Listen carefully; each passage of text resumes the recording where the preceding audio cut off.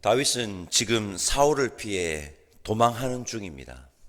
사울은 다윗을 쫓는 중이고 다윗을 잡아 죽이겠다고 혈안이 되어 있습니다. 사울은 다윗을 쫓던 중 블레셋이 침략했다는 소식을 듣고 급히 다윗을 쫓는 것을 멈추고 블레셋을 치러 갔습니다. 그때 다윗은 엔게디 광야에 있었는데 사울은 블레셋과의 전쟁을 마치고 돌아오는 길에 다윗이 엔게디 광야에 있다는 첩보를 듣습니다. 여러분, 엔게디는 험한 계곡과 깊은 동굴이 많은 지역이라고 합니다. 다윗이 엔게디의 수많은 동굴 중 한 동굴에 은신하고 있었습니다. 사울은 엔게디 광야에 다윗이 있다는 첩보를 듣고 블레셋과의 전쟁을 치른 후 전열을 정비하지도 않고 전장에서 막 돌아온 군사 3,000명을 이끌고 사울은 곧장 다윗을 잡으러 갑니다. 여러분, 군사 3,000명이 너무 불쌍합니다.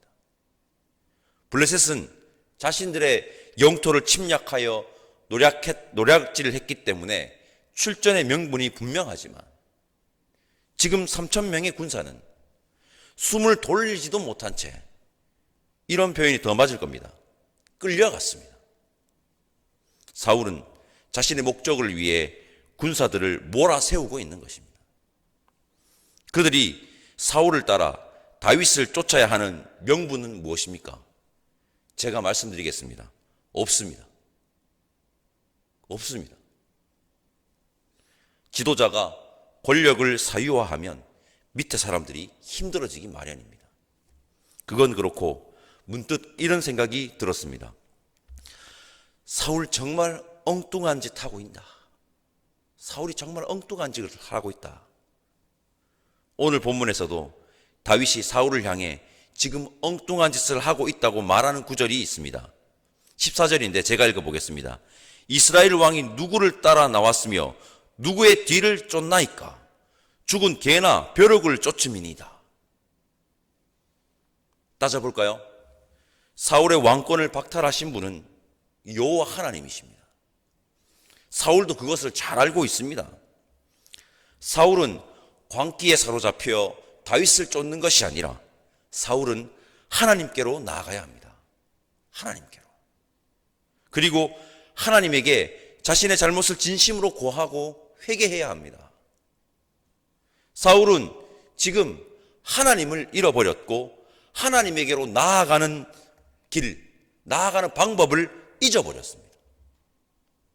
여러분, 자신의 목적을 성취하기 위해서 직진만 하면 하나님을 잃어버리고 엉뚱한 것만을 쫓다가 정작 하나님에게로 나아가는 방법을 잊어버린다고, 나아가지 못한다고 오늘 본문의 이야기가 우리에게 말하고 있습니다.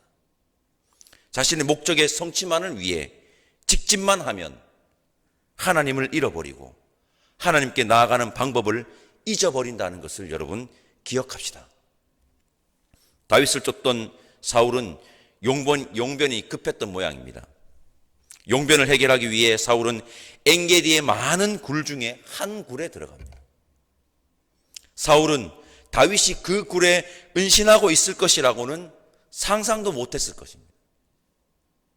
엔게디는 협곡과 굴이 많은 지역이라고 말씀드렸습니다.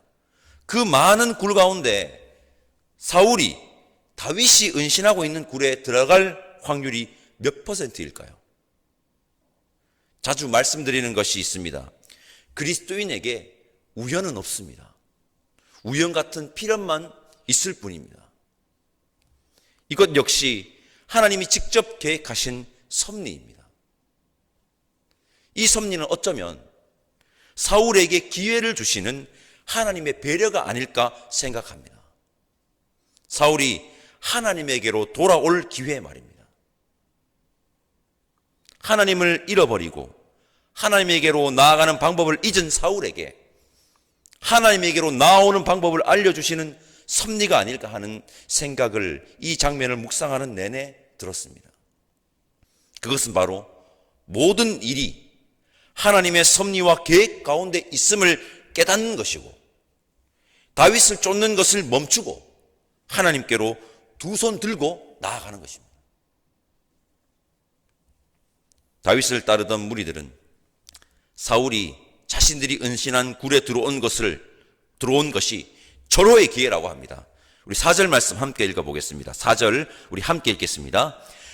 다윗의 사람들이 이르되 보소서, 여호와께서 당신에게 이르시기를 내가 원수를 내 손에 넘기리니 내 생각에 좋은 대로 그에게 행하라 하시더니 이것이 그날이니이다 하니 다윗이 일어나서 사울의 겉옷자락을 가만히 빼니라. 함께 읽은 9절 중에 분위기가 싸한 문장이 있습니다. 무엇일까요? 내 생각에 좋은 대로 그에게 행하라.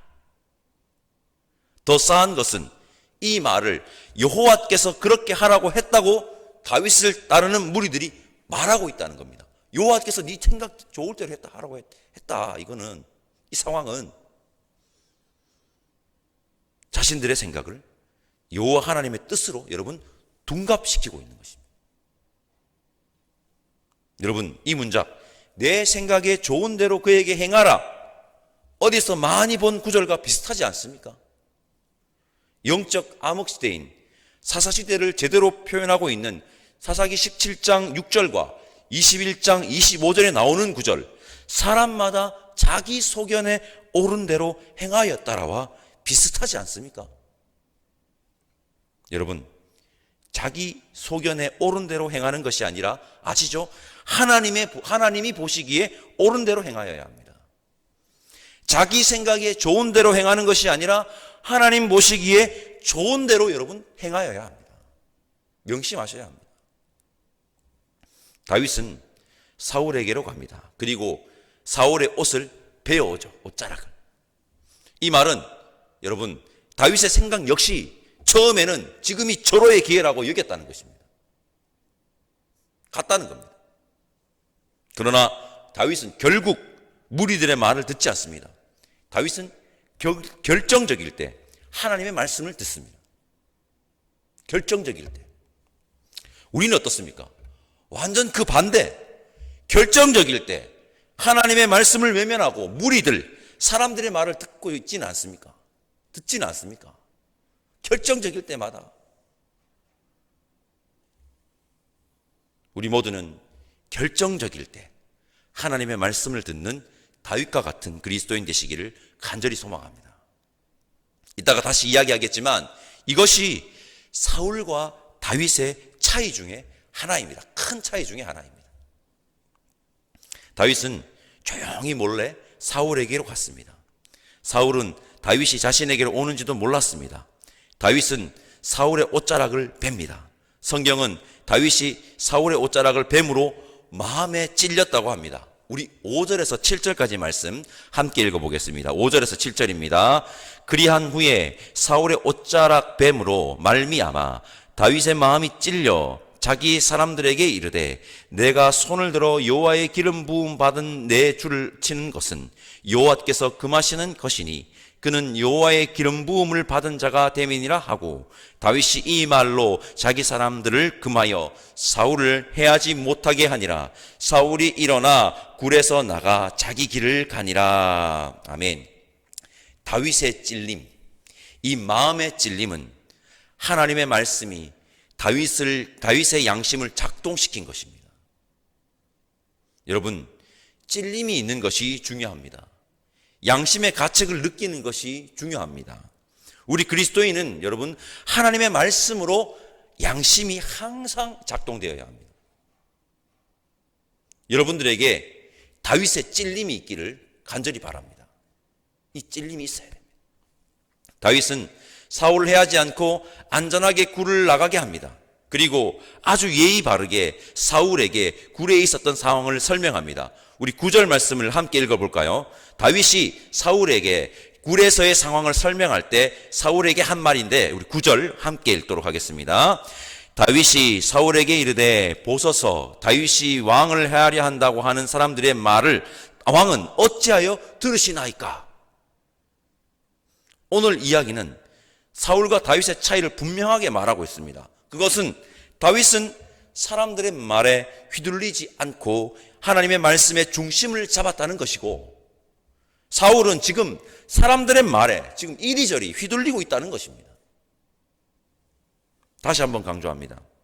우리는 사람들의 말에 이리저리 휘둘리면 안 됩니다. 우리는 하나님의 말씀으로 중심을 딱 잡아야 합니다.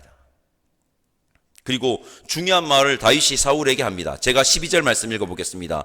여호와께서는 나와 왕 사이를 판단하사 여호와께서 나를 위하여 왕에게 보복하시려니와 내 손으로는 왕을 해하지 않겠나이다. 15절도 제가 읽겠습니다. 그런즉 여호와께서 재판장이 되어 나와 왕 사이에 심판하사 나의 사정을 살펴 억울함을 풀어주시고 나를 왕의 손에서 건지시기를 원하나이다 하니라. 아멘. 다윗이 사울을 향해 전하는 메시지는 분명합니다. 심판자는 여호와 하나님 뿐이시라는 것입니다. 우리 역시 명심합시다. 우리는 심판자가 아닙니다. 우리의 심판자는 오직 여호와 하나님 뿐입니다. 여러분, 심판의 주체는 하나님이시기에 오늘도 겸손히 그리고 겸허히 살아가야 합니다. 16절 이후 이 사울의 모습을 보면 솔직히 좀 당황스럽습니다. 사울이 자신을 살려준 다윗에게 감동하여서 다윗을 왕으로 인정하는 말들을 막 쏟아냅니다. 사울의 이 감정의 변화가 사울의 이후의 삶을 변화시켰다면 덜 당황스러울 것 같은데, 우리는 알고 있습니다. 사울이 곧 다시 변하여 다윗을 죽이겠다고 쫓는 것에 혈안이 될 것이라는 것을 말입니다. 여러분, 회개는, 돌이킴은 말과 감정으로만 하는 것이 아니라는 것을 오늘도 지금 우리에게는 알 수가 있습니다. 사울은 격렬한 종교적 감정을 드러내지만 그의 삶은 조금도 변하지 않았습니다. 눈물 콧물 흘리면서 잘못했다고 울어도 삶의 변화가 자신의 감정을 뒷받침해 주지 않으면 그것은 그저 격렬한 종교적 감정에 불과한 것입니다. 여러분, 이건 중요합니다. 오늘 새벽에도 기억합시다. 진정한 회개와 돌이킴은 행동과 삶의 변화입니다. 성도 여러분, 오늘 우리는 사울이 다윗을 죽이기 위해 엔게디 광야로 쫓아간 이야기를 살펴보았습니다. 사울은 엉뚱한 것을 쫓느라 하나님을 잃어버리고 하나님에게로 가는 방법을 잊어버렸습니다. 자신의 목적을 이루기 위해서만 직진만 한다면 하나님을 잃어버릴 수도 있고 하나님에게로 가는 방법을 잊어버릴 수 있다는 것을 여러분 기억하시기를 바랍니다. 다윗과 사울의 차이가 무엇인지 아십니까? 다윗은 사람들의 말에 휘둘리지 않고 결정적일 때 하나님의 말을 들었다는 것이고, 사울은 사람들의 말에 휘둘렸다는 것입니다. 이리저리. 우리 역시 다윗처럼 사람들의 말에 휘둘리지 않고 하나님의 말씀으로 중심을 딱 잡기를 간절히 소망합니다. 다윗의 찔림, 여러분, 찔림이 중요합니다. 하나님의 말씀으로 양심이 제대로 작동되는 그리스도인들이 오늘 새벽 모여있는 우리 모두이기를 바랍니다. 마지막으로, 진정한 회개와 돌이킴은 감정만으로만 하는 것이 아니라 행동과 삶의 변화가 뒷받침되어야 함을 여러분 기억합시다. 그렇게 성숙한 그리스도인들이 우리 모두이기를 오늘 새벽에도 간절히 소망하고 바랍니다.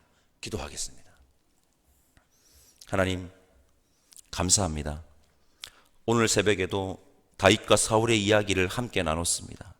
우리 모두 늘 하나님에게로 나아가는 자 되게 하시고 사람들의 말에 이리저리 휘둘리는 자가 아닌 하나님의 말씀으로 중심을 잡아 결정적일 때 하나님의 옳음과 하나님의 말씀을 선택하는 자 되게 하여 주옵소서. 그렇게 하나님의 말씀으로 양심이 제대로 작동되는 선한 양심을 가진 그리스도인 되게 성령 하나님 인도하여 주옵소서. 오늘도 하나님과 동행함으로 정숙하여 지기를 간절히 바라옵고 감사드리며 예수님의 이름으로 기도드립니다. 아멘. 하늘에 계신 우리 아버지, 아버지의 이름을 거룩하게 하시며 아버지의 나라가 오게 하시며 아버지의 뜻이 하늘에서와 같이 땅에서도 이루어지게 하소서. 오늘 우리에게 일용할 양식을 주시고 우리가 우리에게 잘못한 사람을 용서하여 준 것 같이 우리 죄를 용서하여 주시고 우리를 시험에 빠지지 않게 하시고 악에서 구하소서. 나라와 권능과 영광이 영원히 아버지의 것입니다. 아멘.